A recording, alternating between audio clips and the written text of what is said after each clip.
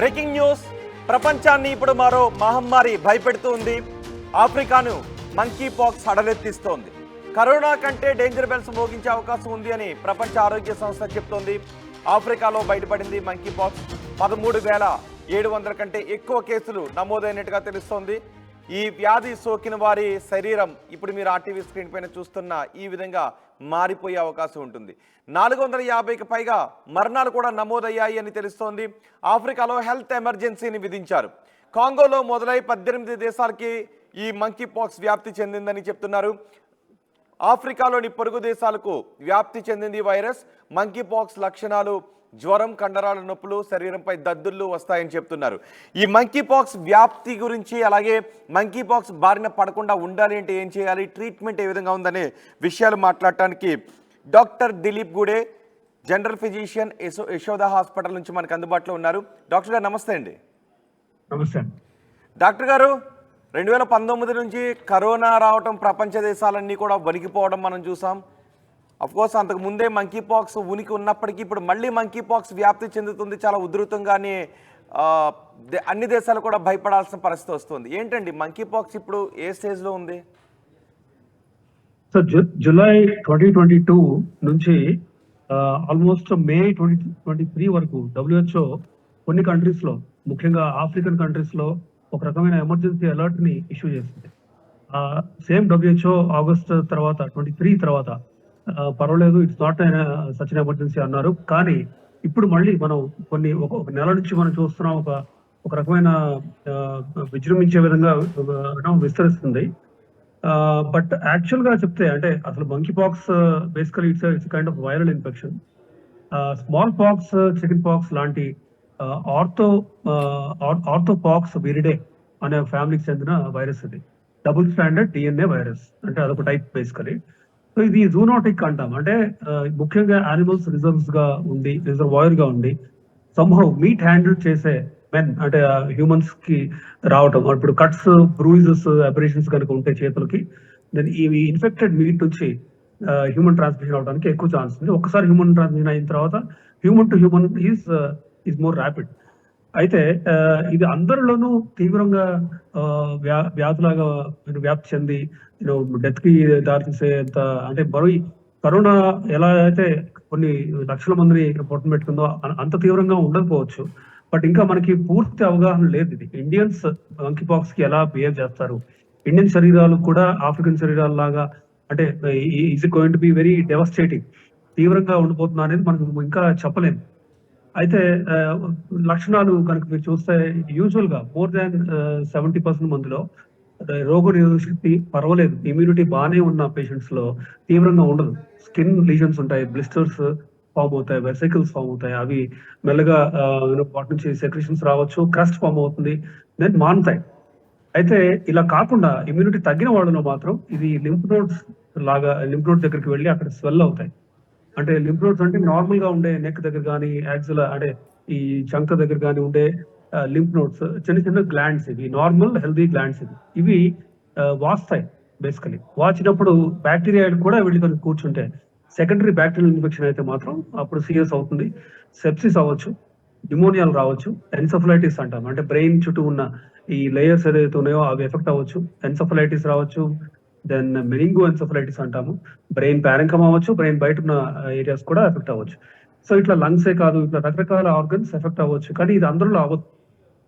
Immunity తగ్గి ఎక్కువ కాలం అంటే ఈ వైరల్ ఇన్ఫెక్షన్ ఉండి మోర్ దాన్ 7 days అలా ఉంటే వాళ్ళలో సపోజ్ అన్కంట్రోల్డ్ షుగర్ ఉంది, 400-500 షుగర్ ఉన్న వాళ్ళు అవ్వచ్చు, క్యాన్సర్ ఉన్న వాళ్ళు అవ్వచ్చు, heart disease, kidney disease, liver disease end stage లో ఉన్న వాళ్ళు అవ్వచ్చు. వీళ్ళందరిలో ఇది విజృంభించే ఛాన్స్ ఎక్కువ ఉంది. వీళ్ళలో కొంచెం సీరియస్ అయ్యి అంటే డెత్ కి కాజ్ చేసే. అంటే ఇప్పటికీ ఆఫ్రికా దేశాల్లో ప్రబలంగా ఉన్న ఈ వ్యాధి ఇతర దేశాలకు పాకే అవకాశాలు ఎంతవరకు ఉన్నాయి? అంటే కరోనా లాగా అంత వేగంగా వ్యాప్తి చెందే అవకాశాలు ఉన్నాయా? కరోనా అంత భయపడాల్సిన అవసరం ఉంటుంది?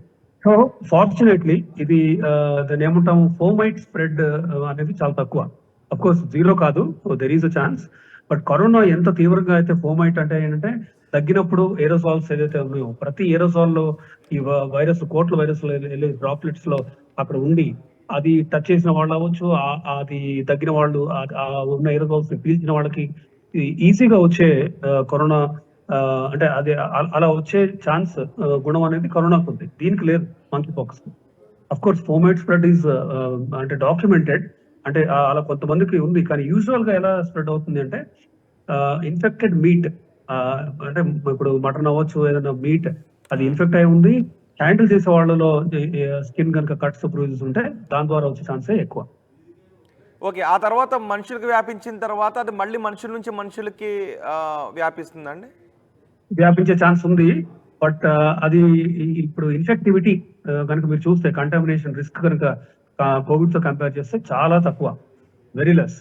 సో ఇది కూడా యూజువల్ గా స్కిన్ టు స్కిన్ ట్రాన్స్మిషన్ అవ్వచ్చు, బట్ ఏరోసాల్ స్ప్రెడ్ అయితే చాలా చాలా తక్కువ. ఈవెన్ ఒక ఇన్ఫెక్టెడ్ సపోజ్ మంకీ పాక్స్ వచ్చి కన్ఫర్మ్ అయింది, ఇప్పుడు మన కిట్ ఇన్ఫాక్ట్ వైజాగ్ లోనే డెవలప్ చేశారు ఇండిజినస్ గా. అది ఇన్ఫాక్ట్ ర్యాపిడ్ గా ఇండియా అంతా డయాగ్నోస్టిక్ కిట్స్ ని అందరికి అందుబాటులో ఉండే విధంగా గవర్నమెంట్ కూడా చూస్తుంది. అయితే సపోజ్ ఇది మంకీ పాక్స్ వచ్చిన తర్వాత సిమ్టమ్స్ స్టార్ట్ అవడానికి 5 to 21 days పడుతుంది. దీని ఇన్క్యుబేషన్ పీరియడ్ అంట. సో అంటే యూజువల్ గా 7 అవ్వచ్చు, 10 days అవ్వచ్చు అట్లా. సపోజ్ 21 days ఎందుకన్నాము, 21 days తర్వాత బాడీ విల్ ఓవర్కమ్ ఆ వైరస్ ని గ్రిప్ లో తీసుకొని అప్పుడు వైరీమియా అంటాం, అంటే బ్లడ్ లో ఉన్న వైరల్ లోడ్ తగ్గుతూ వస్తుంది 21 days తర్వాత. తగ్గినప్పుడు ఆబ్వియస్లీ ఆ పేషెంట్ నుంచి వేరే వాళ్ళకి స్ప్రెడ్ చేసే అయ్యే ఛాన్స్ చాలా తక్కువ. సో కోవిడ్ రేంజ్ లో అంటే హ్యూమన్ టు హ్యూమన్ ట్రాన్స్మిషన్ అయితే ఉండదు, బట్ మనం ఖచ్చితంగా జాగ్రత్తగా ఉండాలి. ఇన్ఫాక్ట్ ఒక వ్యాక్సిన్ కూడా ఉంది కొన్ని ఎండమిక్ ఏరియాస్ లో, MVA-BN ఆ వ్యాక్సిన్ పేరు. ఈ వ్యాక్సిన్ ఉందండి దీనికి?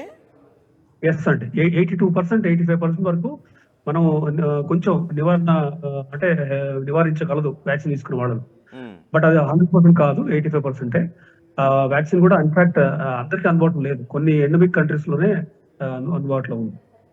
ఓకే, ఇప్పుడు మనం ఇండియాలో ఈ వ్యాధి గురించి భయపడాల్సిన అవసరం, వెంటనే జాగ్రత్తలు తీసుకోవాల్సిన అవసరం ఉందా? పెట్ లవర్స్ కానీ లేదు మీరు భయపడాల్సిన అవసరం లేదు, జాగ్రత్త పడాల్సిన అవసరం అయితే ఖచ్చితంగా ఉంది.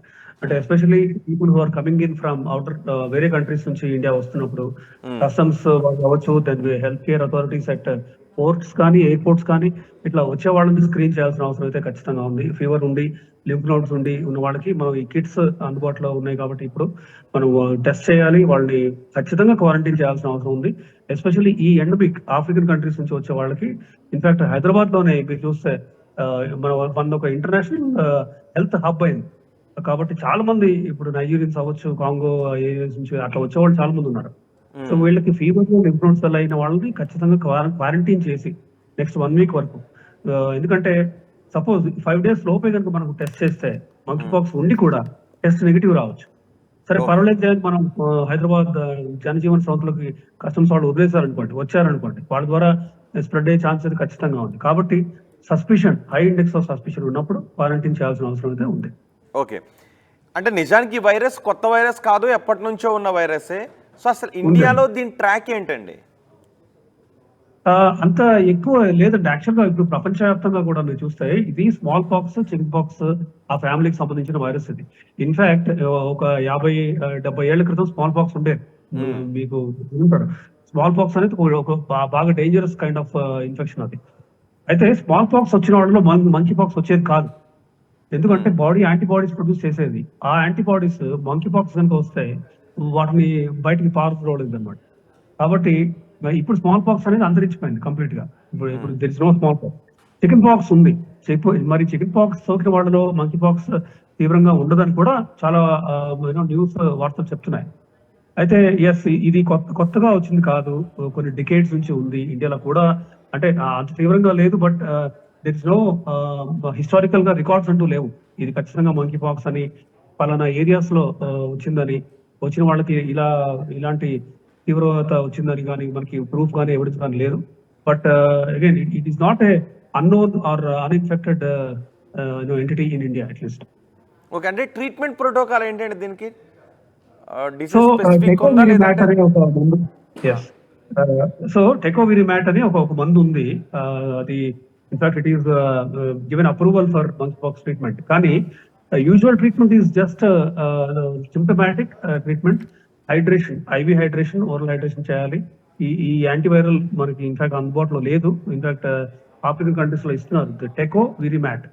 ఇది ఇన్ఫాక్ట్ కోవిడ్ టైంలో మనం ఇచ్చాం ఓసల్టామివిర్ అని రకరకాల ఫావిపైరవిర్ అని ఆ మందులు ఇచ్చాము. వాటి వల్ల కూడా ఇఫ్ యూ రిమెంబర్ మనకి 60% 70% బెనిఫిట్ వచ్చేది.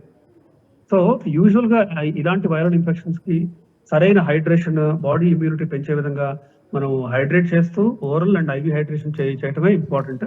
సెకండరీ బ్యాక్టీరియల్ ఇన్ఫెక్షన్ రాకుండా, ఎందుకంటే వీళ్ళలో చాలా కామన్, ప్రాబబ్లీ ఒక 60-70% of admitted patients viral patient వాళ్ళలో ఈజీగా బ్యాక్టీరియా వెళ్ళి కూర్చుంటుంది, సెప్సిస్ అది కాజ్ చేయగలదు. కాబట్టి ప్రీఎంప్టివ్ గా ముందే ఒక బేసిక్ లెవెల్ యాంటీబయాటిక్ స్టార్ట్ చేయాలి, హైడ్రేషన్ ఇవ్వాలి, న్యూట్రిషన్ చూసుకోవాలి. ఇలా చూసుకుంటే ఇమ్యూనిటీ పర్వాలేదు అనుకున్న వాళ్ళలో ఈ వ్యాధి ఏమి మరీ విజృంభించి డెత్ కి కాజ్ చేసేంత సీరియస్ గా అయితే చేయదు. ఒకవేళ అంటే ఎక్కువగా ఎవరికి వచ్చే అవకాశం ఉంటుంది? ఇమ్యూనిటీ తక్కువ ఉన్న వాళ్ళకు, చిన్నపిల్లలకు, ఇమ్యూనిటీ వృద్ధులు? తగిన వాళ్ళకి, ఎస్పెషలీ క్రానిక్ కిడ్నీ డిసీజ్ అంటాము. సపోజ్ డయాలసిస్ పేషెంట్స్ ఉంటారు, దెన్ లివర్ డిసీజ్ తీవ్రంగా ఉండి ఎండ్ స్టేజ్ లివర్ డిసీజ్ అంటాము, దెన్ హార్ట్ ఫెయిల్యూర్ అని ఇట్లా కొన్ని సబ్సెట్స్ ఆఫ్ పేషెంట్స్ ఉన్నారు. ఇప్పుడు కీమోథెరపీ తీసుకునే వాళ్ళు అవ్వచ్చు, దెన్ ఇట్లా హార్ట్ ఫెయిల్యూర్ కానీ, kidney disease, liver disease, then